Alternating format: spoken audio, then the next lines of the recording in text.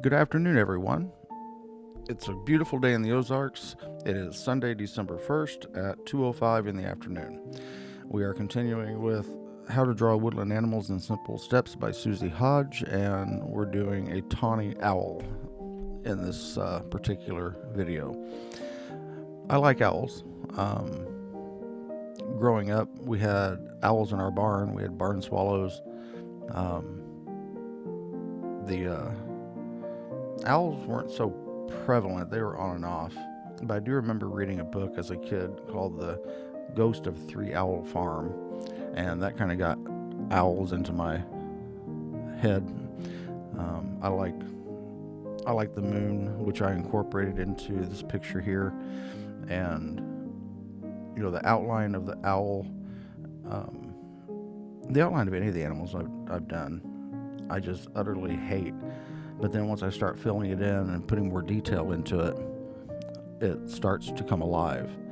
And I could be doing more detail in some of these. That is going to come later. And plus later I'm going to use my light board, trace over all my artwork, and then do them in colored pencil. So you can see a full colored pencil rendering at some point. Not real soon, but coming along here.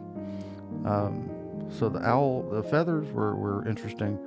I didn't really spend a lot of time on them, and so I'm not sure how you'll respond to how this looks. But I thought it was a fair owl, fair representation. So I encourage you, to start a hobby. Do something, draw, paint, crochet, whatever it is. I kind of have a new hobby with YouTube. I've got some followers on here. None of my stuff I draw is going to be from AI. My voice is going to be my voice, whether or not I suck at this or not. Everything's unscripted. I just ramble as I watch myself draw, and I hope you guys enjoy some of my memories I have of childhood, and words of encouragement to do something.